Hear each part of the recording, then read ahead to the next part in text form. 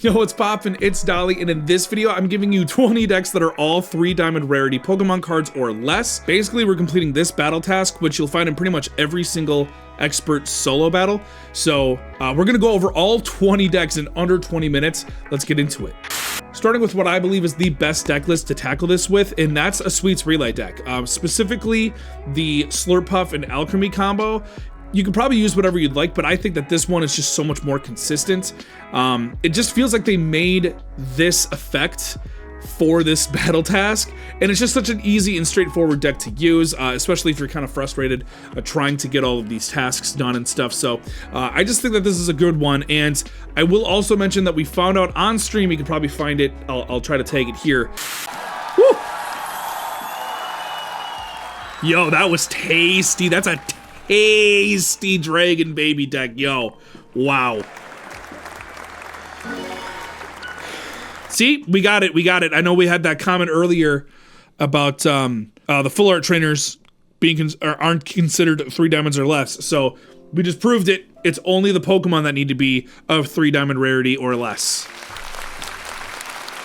So you can still run your beautiful supporter cards and things like that if you'd like. So you're gonna see that a lot in these decks. Just let me flex, okay? Just let me flex. Okay, on to the next deck. So this is a deck list that I put together on that same stream. I just really wanted to run Altaria because it seemed pretty similar to Silvally, or an improvement to Silvally, which was the deck list that I got to Master Ball rank for the first time. So, you know, just has an extra 10 HP, still a stage 1, 2 colorless, and a condition to swing for 100.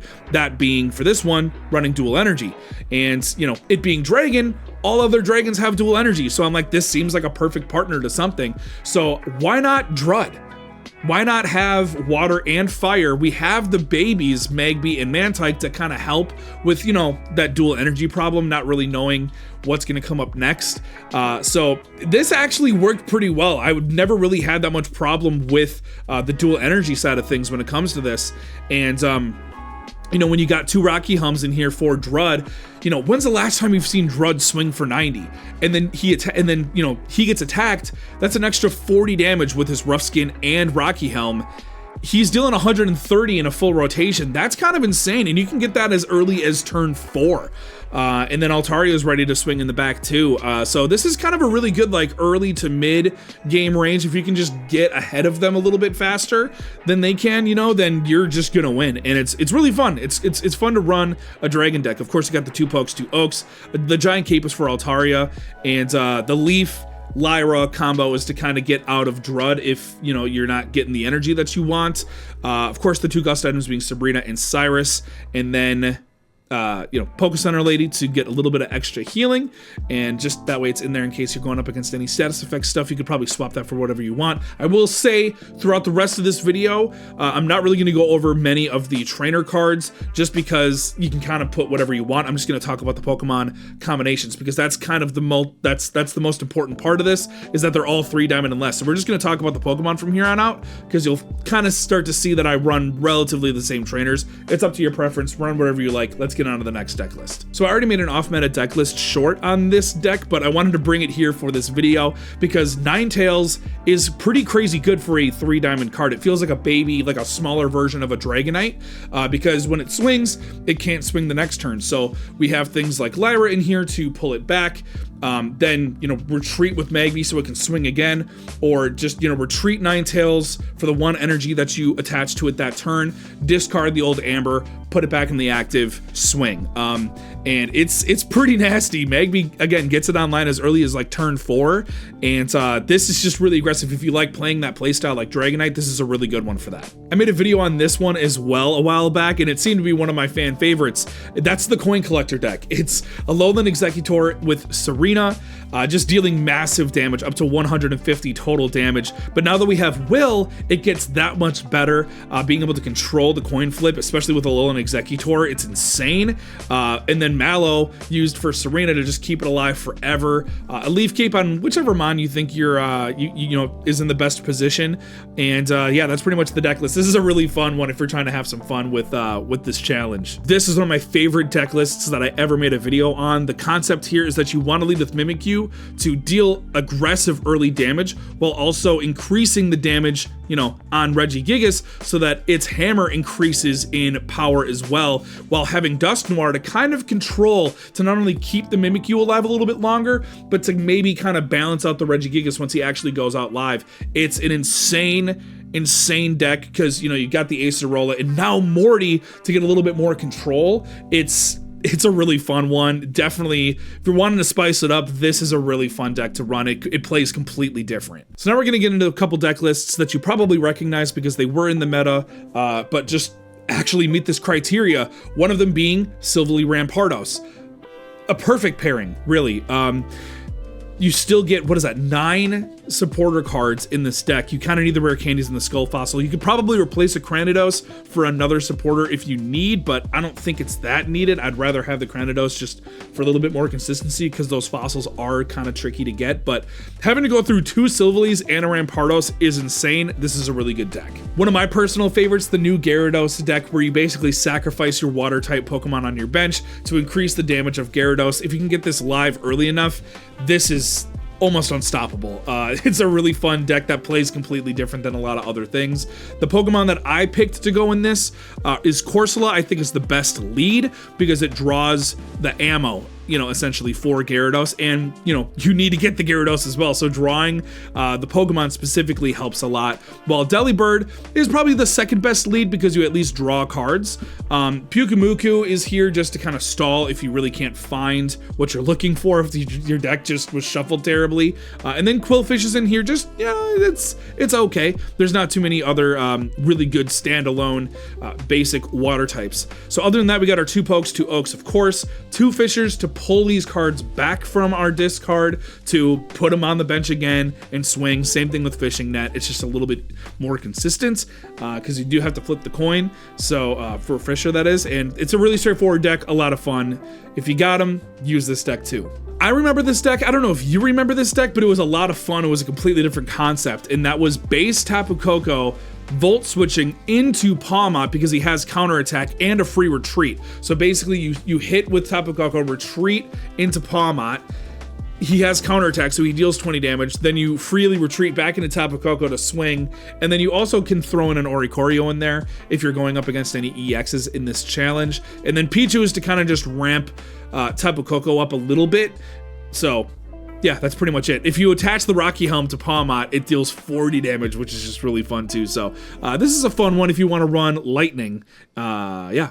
And yes, the Macargo meme, which if you aren't familiar, basically Macargo deals 50 damage 3 times to anything on the bench. So the goal here is to not place anything else on your bench, so it just deals 150 to everything. You can get this as early as turn 4, and like this can very easily win you games. You basically are just kind of restarting until you have the Macargo in your hand, and everything else is just to kind of help that process along.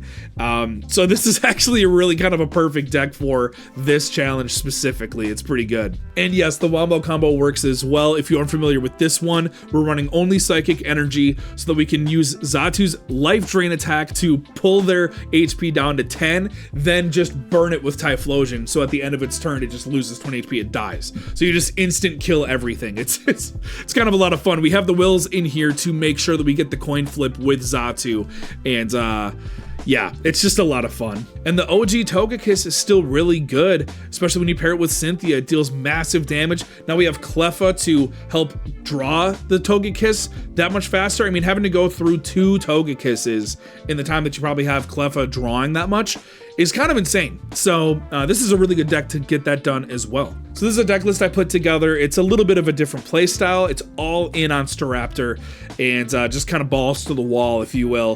We got Cleffa to draw, again, that evolution line that we need, berries to help get our Staraptor on and swinging even earlier, and then by that time that it's really actually set up, we have Lily to keep her going as long as possible, and Alima to kind of get out of a unpreferred lead if possible, or to even pull this Raptor back if we have one on the bench that's fully ready as well. And then it's pretty much over. So this is kind of a fun one. Try it out. So similar to the last deck, but this one might be a little better. It's all in on Snorlax. We got Mantike to help ramp, as well as Barry to ramp up Snorlax, and then Comfey to just basically disable it going to sleep ever.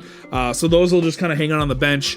And same thing with the Lima. You know, if we can pull Snorlax back, maybe we're building up another one on the bench, you know, and then we just pull back. So poof, all that damage is gone. Really fun strat here. Of course, the leftovers on Snorlax. You got to, right? I mean, it's just appropriate. So this one's pretty fun. Lycanroc was in the meta there for a little while. Lucario makes his appearance here and there. So I figured this would be kind of a fun combo. Lycanroc dealing 50 extra damage, so 100 damage if their Pokemon has more health than we do. And then, of course, increasing that with Lucario being able to hit for 120 is kind of nuts. And then Tyrogue as well. Everyone kind of, you know, is looking past Tyrogue. Getting that free 20 damage early game is kind of crazy. Or coming in to clean up something for 40 damage if we have Lucario on the bench is also pretty crazy. Hiker in here to fill up our bench and kind of have a little bit more control. I really like Hiker.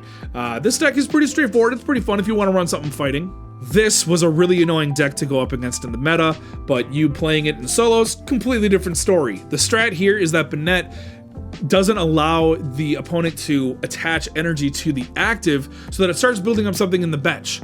But then when you go into Stoutland, it needs an extra energy to be able to swing at it. So then you use TRG down there to knock those energies off, and it's just like they can never really get their energy placement right.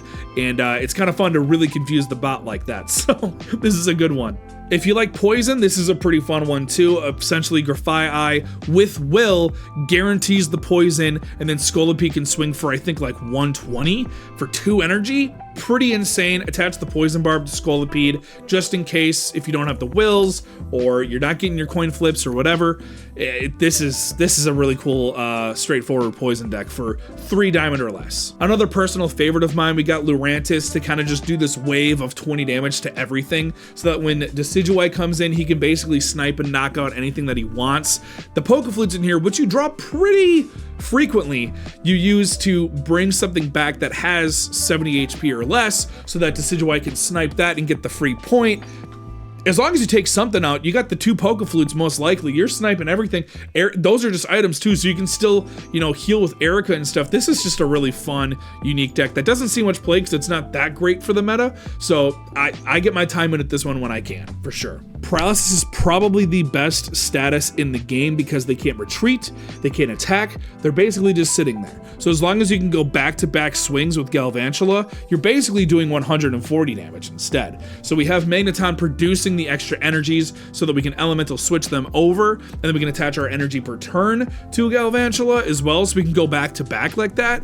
And but if anything, Galvantula has a free retreat cost, so you kind of swing back into maybe Pachirisu to get that energy on Galvantula.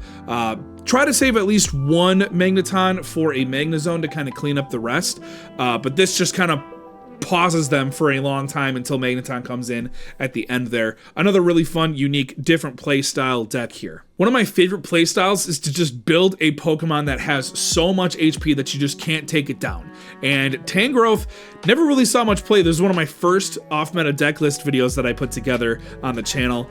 Basically, Superior, you only have to attach 2 energies to Tangrowth to get it to swing for 90 damage for 2 energy and heal itself. Then you got Leaf Capes, Ericas. It's just kind of crazy. Tangela is kind of the problem here, I guess, if you're trying to get up to Tangrowth right, to try to keep it alive. We have, you know, Leaf and Lyra to retreat if we need, the 2 Ericas. You get the point. Now, I saved this deck list for last just because it's kind of dependent on what deck list you're going up against. Basically, all of these solo battles are based off of the EXs for the most part, right? So Meowscarada can take care of them. Then you swing into Celebi if they have a evolution, you devolve them and just knock them out. It's a lot of fun. So I saved it for last because it kind of depends on what deck you're going up against specifically. But this is one of the best, if not the best in the right situation. So those are all 20 deck lists. Yeah, I cleared all of my deck slots just to make this video. So hopefully you have something to run to tackle these tasks. Let me know what you guys are running in the comments below, or if you have any other kind of creative mixtures. We made this for Secluded Springs. So if there's any new cards, maybe I make a short on it, who knows. But anyways, I hope you guys continue to get those packs shining, those battles winning, and hopefully I'll catch you next time. Take it easy, guys.